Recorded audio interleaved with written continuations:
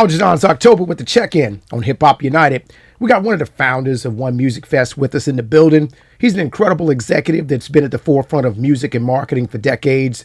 Originally from Compton, California, but been spending time here in the A, or as he refers to, the country. He decided... He about to get me in trouble already. All good, all good. He decided to stay in the A and continue making his mark on history. We got Moetown Lee in the building. How you doing, King? What up, hey? We're going to start it off. We're going to get it going. Let's start from the beginning with you, my brother. Tell me how you got to Atlanta. I know you're a Compton, West Coast boy, and that moment that you decided, I'm going to stay here. Man, you know what? The funny thing is, me coming to Atlanta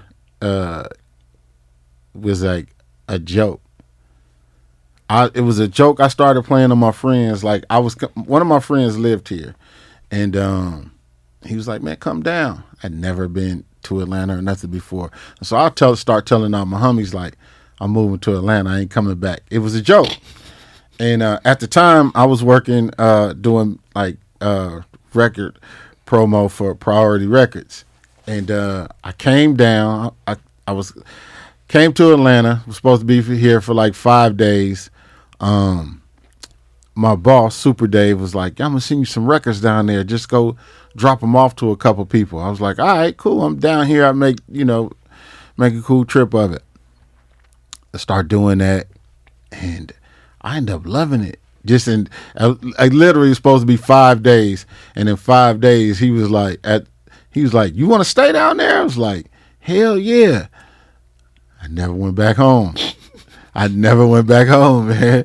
I came here January 2nd, 98, and been here ever since. Like, it was crazy. I totally understand. I can relate. I had a similar experience myself. I came down, looked around, started working, and I just said, this place is amazing. I just say, similar to yourself, I saw black people driving Benzes. I saw people. I'm like, what is happening? And it was just all black. And I was like, is this for real? And just the energy and the people. And I just literally told my wife, and she will attest to this, yeah, we're moving to Atlanta. And that was 25 years ago. And the thing is, it's like, for people who don't know, people who like maybe visit Atlanta and they just come like for the nightlife or whatever, it was just a different feeling for me. Like coming from, I always love home, but just coming here, and at that time, like it was just, I heard about Southern hospitality and all these kind of things, but it was like, I'm like, damn, I'm getting gas or something and people actually speaking to you. That was new to me. You know what I'm saying? I'm like, wait, why are you speaking? And they're like, yeah, brother, man. I'm like, damn. Then I'm seeing people my age driving certain cars, living in places. I'm like, oh, this is different. And then I don't even like the women. I was like, oh no, it's a different kind of woman. Like, you seeing like all the women who came here for college and they graduate and they here. I'm like, oh no, I ain't going home.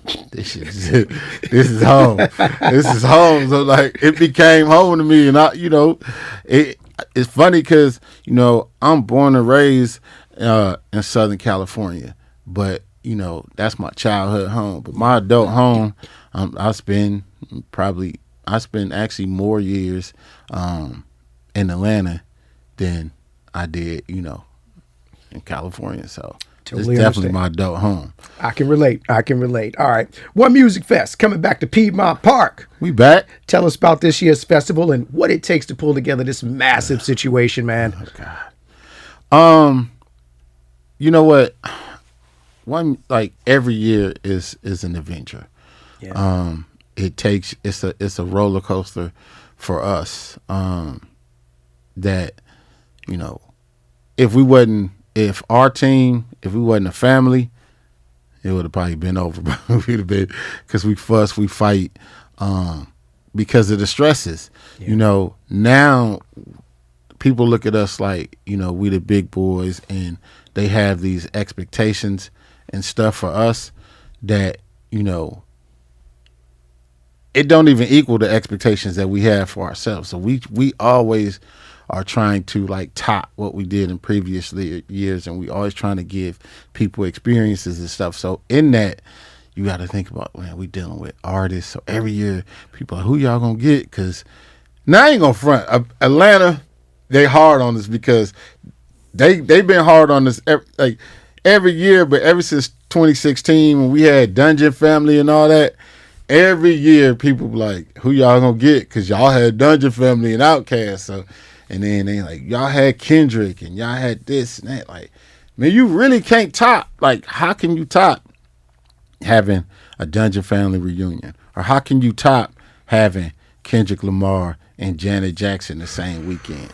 Or, you know what I'm saying? Like, so we try to keep creating different experiences and different stuff to like give people that thing. And in that, you know, again, it is for people out there is, you know, they think we family, they know our, you know, they DM me, they message us. It ain't as easy as you think, so give us some grace. You know what I'm saying? Because people, you know, black folks, because it's like we call them like the big family reunion. So people think, you know, that they think they are our family, our extended family. Absolutely. So they like, we can say whatever to you. Yeah. You know what I mean? So they have these, some people had these requests or some people had these complaints and you like, all right, you complaining that, you know, this stage was like a little distance from that one, but I'm dealing with artists bagging out the day of, and you trying to, you, and I don't want to be this jerk. I'm like, you know, some big problems going on back here. Yeah. Like, you know what I'm saying? We literally have headliners that back out 2 or 3 days before, and we got to replace them. And people like, y'all did this. I'm like, trust me, it's not because of us. We've had artists that, you know, had visa issues, and you know, we had to replace them the day hours before. It's not like we knew or we know when a certain artist ain't gonna show up. Our expectation is we excited to see him just like you. But people still, they gonna give it to us. They be giving us the business. But so it's not as easy as you think. But because, you know, we love the people, because we love what we do, because we love each other, we continue to try to put something together for them. Digging further into that, what's the most rewarding part of putting together One Music Fest, and what's the biggest source of stress? I think you've already touched on it a little bit. Yeah. The biggest source of stress is, well, it's funny, like the artists, you know, artists and agents and all of those things, that's stressful just leading up to it, the planning process. But it used to be, you know, when we first started, the biggest source of stress was like we faced the black tax. So when you're dealing with brands and sponsorships and stuff like this, you'll see they'll go to like the other festivals, even the ones that weren't as big as us, and you know, we'll give them XYZ, but we're gonna give y'all like a quarter of what we giving them. Gotcha. Right. So now that we've defeated that, it's just, you know, the planning and the negotiating of artists. That's the hardest part. The most rewarding is after the festival, and you looking at all the recaps, and you looking at people talk about it, and people come to you and they're like, you know, hey man, that's an incredible job, you know. So even, you know, when we don't make money, but at least we still able, like every year, man, One Music Fest, we employ 4,000 to 5,000 people. So to be able to do that, to be able to put back in the city, to be able to put back in the community, that's probably the most rewarding part for me. Yeah, that's amazing. Getting into you a little bit, you got a podcast, sir. Opinions Are Like podcast. Why did you decide to start a podcast, man? The Opinions Are Like show, it's funny because I do it with my brother Bear, and shout out to Bear. And people who know him and they know me, they be surprised because they're like, y'all, they think that it's an act. This is how we talk to each other every day. You know what I'm saying? Like, we literally will get on the phone, talk about business, talk about family, and then we'll go in on each other in some way, shape, or form. It's like, people like, man, being around us, they're like, this shit is funny. It's like the odd couple. Yeah. And I'm like, all right, let's just put it on tape to see how it works. And, you know, most of the time it's him throwing me under the bus on the show. but there's times where I get him back. You know what I'm saying? Yes, you do. Because I was watching some of your episodes, and we're gonna get a tad messy in terms of that on something you were talking about, because I want your perspective, and I think you want to give your perspective. And I didn't feel like your man was giving you space to do it. I'm gonna give you that space, sir. Back in the day, you did mention you had a crew, Triple H, hitting hoes hard. And I'm mentioning that because clearly the figure I'm going to bring up is also a member of that crew. If you had an opportunity to interview Shannon Sharpe, what would you ask him as it relates to his current situation with that young woman, and what are your thoughts, sir?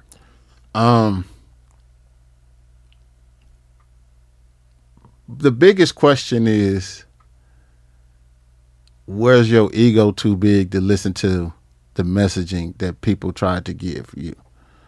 I understand him being the host and he's doing the interviewing, but there was numerous times where his guests tried to send him a message. Here's what I found. You know, his guests tried to tell him, hey man, you might want to, slow down. And the thing with Shannon, and I hope that it comes out that, he's still doing the show, but I hope he's able to get the $100 million deal and all of those things that he had in line. Just because I hate for any black man to be knocked off the square at that point in time. But at some point in time, we have to listen and we have to humble ourselves, or life will humble you. And I think that Shannon, because he's a football player, right? Yeah. Shannon's a football player, and he always with the helmet. But he's a retired football player who, during his heyday, people who in the sports, we knew who Shannon Sharpe was, but he wasn't a household name. No. He didn't become a household even being on, he started becoming a name, a bigger brand name when he was on the show with Skip, right? Yeah. And he had all the quotables and all of those things. And then doing his podcast, he became a household name. So now the level of fame that he has, now recognizing how people treat you and when people see you, now you in LA, you just like a huge star, and it's all based on it's Shannon. With that, all right, you're getting attention, you're getting this kind of attention, you're getting that kind of attention. You got to be ready for that, dog. You know what I mean? You got to be ready for that. And then also you have to always, a lot of brothers, man, and this isn't a thing because I won't, I'm not even saying because she was a young white girl. Now, you getting in trouble is going to be amplified because she was a young white girl, but she's too young for you. You know what I'm saying? Like, I don't understand any brother that is messing with the young girls. Y'all, well, outside, take the lustful, like the sex away. What can you talk to this person about? She likes Playboy Cardi. You listening to Cameo or something like that. Like, so something ain't gonna match. So you in the car and you gotta understand, they call you Unc. Unc is a sign of respect, but Unc is a sign of you's an old nigga now, my nigga. You know what I'm saying? Let's keep it real. Unc ain't like, it's a sign like, okay, it's like, oh gee, what's up, big homie? Like, you know what I'm saying? At some point in time, like, hey man, you gotta accept who you are. Absolutely. So if they calling you Unc, they look at you like you really granddad to them. Yeah. So now what can you offer? You know what I mean? Like what? So all right, if it's transactional, all right, but 19 is just ridiculous. But even if, like, let's take 19 out, even if she's 25 and it's transactional, keep it transactional, dude. Why are you even having these like going back and forth playing mental gymnastics and acting like y'all in some sort of relationship? You're not. Pay her money and let her go on her way. The next time you see her, hey, this is how much it's going to cost. You know what I'm saying? Like, people got to stop trying to, it's a pimp and hoe relationship. I mean, it's a trick in home relationship a lot of times. We don't want to call it that because nobody don't want to call themselves a trick, and other people don't want to call themselves hoes. But that's what it is. You paying. So, okay, let's take this. It ain't even, we not even been do this other thing. Because if you messing with somebody, for Shannon, his biggest mistake wasn't doing it. His biggest mistake is you doing it, and then once you cut it off, now you got to remember, you paying her. Yep. In the Texas, 25, 50. So she getting paid every time she see you. Yep. She ain't saving that money. She's spending it as soon as it comes. Then one day you say, I'm tired of this. I'm about to cut it off. Uh-oh. When you cut somebody water off, desperation kicks in. And that's when the people start getting vindictive. And she's like, and for Shannon, he's so old. Now, I don't mean in age, but you can't compete. You know, I had to let you get that off. I saw you wanted to talk about it. I said, I'm going to give you that space on this show. Hey, my partner, he wasn't trying to go there. I was like, nah, I'm going to give him that space. All right. How has politics influenced how you look at certain figures in hip-hop? For instance, we got Nelly and Snoop, who performed for the current administration, you know, much to the chagrin of the culture. They weren't feeling it. How do you view them and others in the aftermath? This one hurts. This hurts because, like, I love Snoop, and I know where Snoop came from, and to be honest, I don't think that Nelly and Snoop are Trump supporters in the context of truly like supporting Trump. I think that they were probably misled in kind of, I won't use the ignorance, but the word ignorance, but I'll say like they neglected to really pay attention to the surroundings of what was going on around them. But when you look at what's happened, you know, with politics and how can you even remotely support a person like Donald Trump? Everything about Donald Trump has shown you, not just, we won't even use racism, but you've been, you know, convicted of sexually assaulting a woman. You've bragged about sexually assaulting women. You call yourself an evangelical, but you've cheated on, you know, all your wives. You actually cheated on your wife with a porn star in her house. That's not godly. Okay, let's take that out. I got a problem with immigration. You've never been married to an American woman. Every woman you've been married to was an immigrant. Okay, let's take that away. Let's just take your personal life out of it then. Let's talk about your policies. You've promised us for the past 12 years, you promised us a health care plan. It's going to be better than Obama's. We still waiting on that. You've done nothing. You've done nothing that benefits the American people. Only thing you've benefited is yourself, right? So how can you vote for that? So as a person, especially for a black person supporting that, because you got to look at, like, even if you're a privileged black person, if you're a person of means, you still have family members who depend on you. Yeah. Whereas, like, okay, let's take health care. So if a family member gets sick, now they don't have health care, who are they going to come to take care of that? You. So I was like, all right, so we're just not going to look at the health care. We're not going to look at, now they're attacking DEI. And what they basically saying, they ain't looking at us as men. I'm saying they can take a black man, men and job. They saying it's like, man, who's the most educated person in the country? Black women. Black women. And they know black women ain't never going to support Donald Trump. So let's attack them. We got to create. And they're like, oh, we gonna do certain things. We gonna DEI is racist. We gonna get rid of DEI, and we gonna get rid of all these programs that benefit educating black women. Yep. We gotta bring the family structure and all this. They ain't talking about, like, you know, building up, you know, helping economically. They want to bring down black women. So then you just gonna bow down to whatever men you choose. Yeah. Because they think, hey, you need to get back in your spot.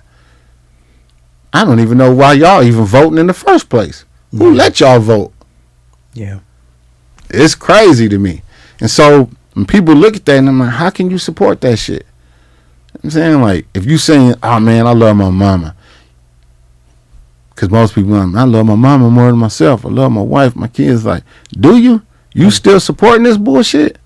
And so that's where I'd be like, man, hold on. And so for Nelly, I was surprised. I was surprised with him. I was extremely, disappointed. I mean, not Nelly so much. I was because I love Snoop. You know what I'm saying? Like being just, and so for seeing him do that, and only thing I would hope out of Snoop is because he kept it pushing, and I know the Snoop does a lot for a lot of people. He does a lot for the kids in the community with the Snoop League and everything. I just hope that maybe one day like Snoop like, hey nigga, I know he can't do it, right now, but he should. Like, man, I wasn't fucking with Donald Trump like that. You know what I'm saying? They caught me up in the twist, but I really wasn't a Trump supporter. You know what I'm saying? And because I personally don't think that Snoop is a real Trump supporter, but that does not hide my disappointment in him in that, he should have known. Very fair, very fair. How do you feel about rappers that you hear about, especially as of recent, or actually I think for a while, who've been passing from drug overdoses and such? What do you think about that? That is for me and drugs, because I grew up in a drug-filled community. Had somebody, extremely close to me that, battled with drugs their entire life. I had a, brother pass away essentially, from, dibbing and dabbling with drugs. And I understand that people look for outlets. But even if you choose to do drugs, which I'm totally against it, but I'm even more against like the promotions of it, because you may do drugs and we could put you in rehab, we could send you to the doctor, but what about the thousands and millions of people that you are influencing to do this? There's a responsibility, and we're not leading by because we quickly forget. Like for us, we're at the age where we remember when like AIDS was a thing. Like, so when Magic Johnson got it, people was like, damn. It's real. It's real. And then Easy died of it. Then it got really real. So shit became real. So we was like, oh, wrap it up, and we have to really be educated on what's going on. Yeah. They're not doing that. Now it's like, you see this person die, you like, but this ain't me. You know what I mean? Because he wasn't taking what I take, or he took a bad batch. Nah, man, this shit is crazy. Yeah. These drugs, first of all, we taking drugs that actually come with directions on how you take them. They ain't like just smoking weed. They taking like fentanyl, oxy, perks. This shit, when the doctor give you this shit, he giving you the directions. And like, don't take more than this a day. And if you do, call your doctor. Yeah. It's doing this. They doing it. And they doing it because there's just a lot of things within life that people dealing with that mentally they ain't dealing with. I'm an avid, this is why I'm a strong advocate, especially for black men and mental health. Because a lot of black people growing up in the communities and dealing with what we deal with, we suffer from PTSD. Yeah. You know what I mean? When people hear about PTSD, they only think about it. They only use it when they're dealing with the military. Yeah. But if we growing up in these societies that we growing in, people trying to find refuge. So what do they turn to? Drugs, alcohol. Now, drugs have been so prevalent nowadays. You talk to the alcohol companies, the sales are at an all-time low, right? Because they going to the drugs, and we live in a time and place where like pharmaceuticals, they making so much money off of it, right? And they ain't no responsibility. They want to continue to sell this shit. You know what I mean? They want to continue. Ain't no money in rehab. Ain't no money in people not doing, drugs. So when they like, let's put them in jail and let's get rid of the immigrants and all that. Listen, man, we have to have. There had to be some sort of mental health component in healthcare. There has to be some sort of thing, because let's be clear, they're gonna find a way to get high. Even if you took all the drugs away, these motherfuckers doing whippets. They doing. I remember growing up, we moved to this like white area for like 6 months, and I was like. And I'm coming from Compton, and we moved to Ventura, and I'm taking the bus with a bunch of white people, and that was the first time I knew about weed. That was the first time I was like, hold on. I had to come back like, Mom, these motherfuckers, this is way worse than the hood. She like, what you talking about? I'm like, I'm seeing people put white out in paper bags and just. I've seen that. I'm like, that's what crazy. The fuck? That's crazy. These motherfuckers, I'm like, we in sixth, seventh grade. What the? I'm like, this shit was crazy. So it let me know, like, damn, like, y'all getting high off this shit? Some motherfuckers take aerosol cans, and I'm like, oh, this is some wild shit. So it's obviously it's something going on. So it's like we have to, instead of, let's put all the drug dealers in jail. Let's put all the people that use drugs in jail. We got to have a system that what's the deeper issue? Yeah. What's going on out here where people using this? Like, and also where people got to be more responsible. Like, we can't turn a blind eye. Like, this person OD'd on drugs. Fuck it, let's just keep playing his records. Let's keep playing his music, because we're going to keep promoting that. Yeah. You know what I mean? It's Dirty Sprite, it's this, that, and the other. And I know, you know what I mean? I'm not trying to censor your musicianship, but there's a sense of responsibility, you know what I mean, that we all have and we all possess. Like, I can't be like, hey, man, kill a nigga. Then when somebody die, I'm like, I didn't tell y'all to kill a nigga. Nigga, you just, I'm listening to this repetitively. Give me a whole soundtrack. I feel you. No, that's good. Bringing it back, sir. What does the future look like for you as well as One Music Fest? For One Music Fest, we continue to grow. We launched a second property last year in Dallas, Togetherland. We are, we're looking to do more stuff like that. We do, of course, touring and stuff. We just did this Jagged Edge 25th anniversary tour. All the dates sold out. So it's just continuing to grow and continue to, like, for me personally, continue to build up others. I'm blessed to have since I've been in business, I think every person that has like personally worked directly for me has went on to do incredible things. Like, from they started it as interns. It's funny because I just literally yesterday just had a dinner with somebody who started with me as a 19-year-old intern she was at Clark University.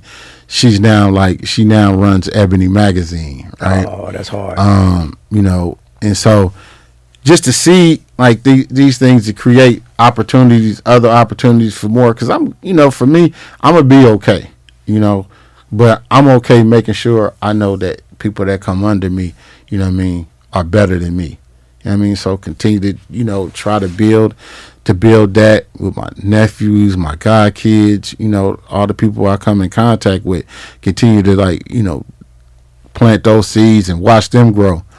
Cause that's where it's at, man. Like at this time.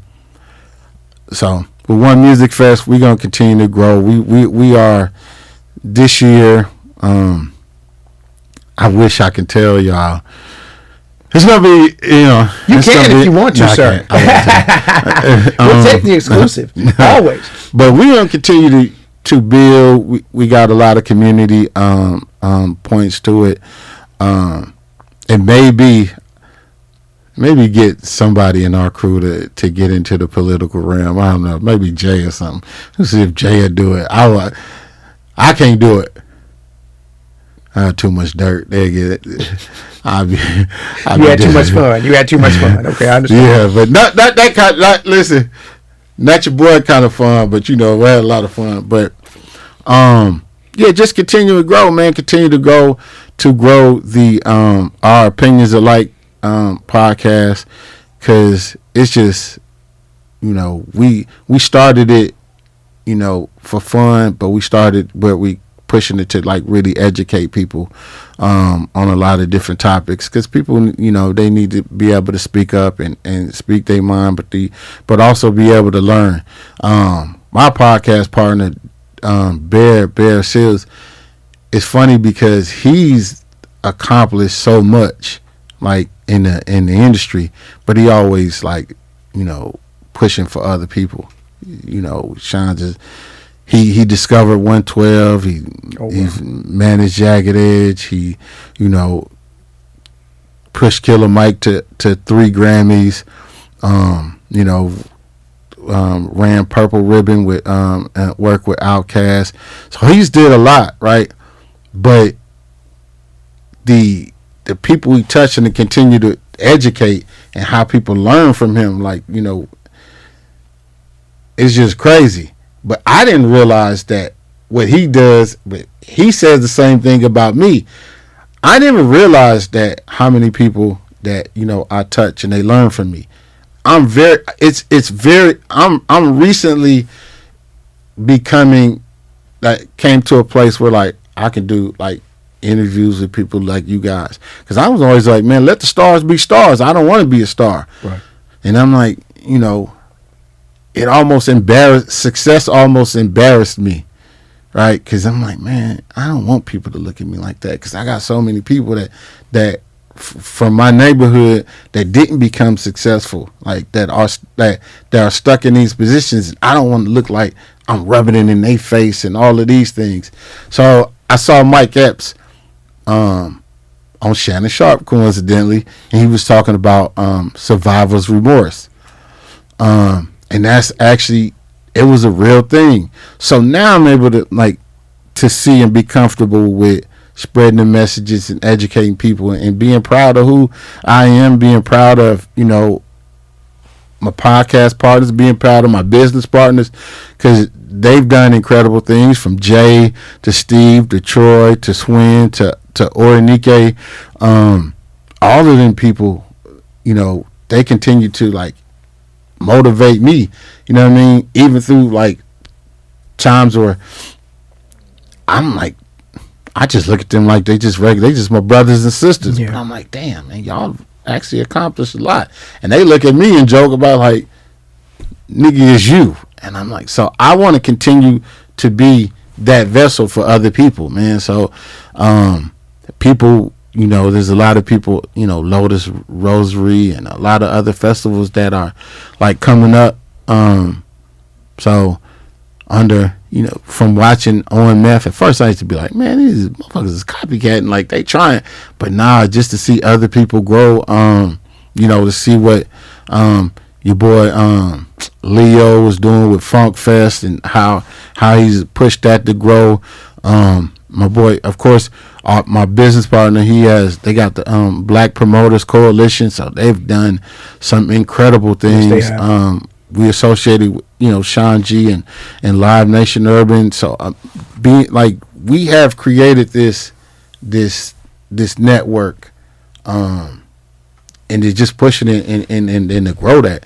So that's my motivation, and that's, I'm happy to continue to be that person who've lived, who yes, I'm from Compton, and now more people like me, and more people, when you see, the Kendricks, and you see the other people, like, hey man, you don't have to, Compton is the city, a 12-mile radius, you know what I'm saying? It's a small city, and to see where people grow from that, and then moving from Compton to a smaller city, Rialto, and see how many, and motivating people from there, and then coming here and seeing how Atlanta, because you gotta remember, Atlanta has grown to the point where like we worldwide recognized, and it all started from this small city. Now it had a history with Maynard and Jose and all that, but then that music history and that what Atlanta have done in growth, I want to continue that growth and put into that, man. So, well, listen, man, we're truly, truly honored and grateful for all of the things that you've done here in Atlanta and beyond, coming from Compton and helping our city become what it is. Yeah. Everything you've done for One Music Fest and everything you've done specifically for the culture. We appreciate you. Consider this a big bouquet, a big garden of flowers for everything that you have done, my brother. Please tell everybody where they can find you in terms of the socials and, of course, One Music Fest. You can find me on my social, Moetown Lee, at MOETOWNLEE.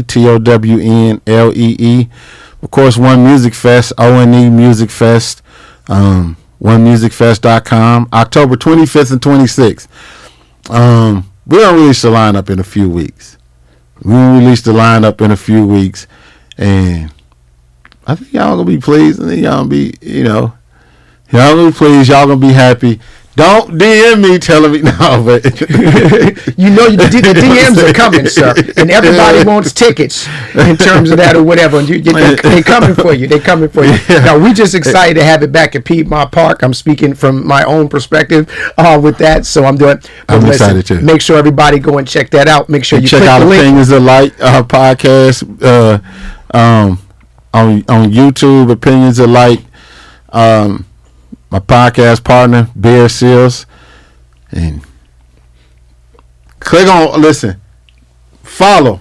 Go there, follow all that, and I guarantee you, like, we're gonna drop you'll see the jokes, but we're gonna sneak peek the lineup. You probably want to follow because we're gonna drop the lineup online first. Okay. They're giving you the little hack right there. So if you might potentially want to know about that lineup a little bit earlier, Music Fest, go ahead and make sure you follow them on the podcast as well. As well as make sure you subscribe to Hip Hop United on the iHeart app. Select Hip Hop United. Put us in the presets. We appreciate all the support. Tell a friend to tell a friend. Let's go.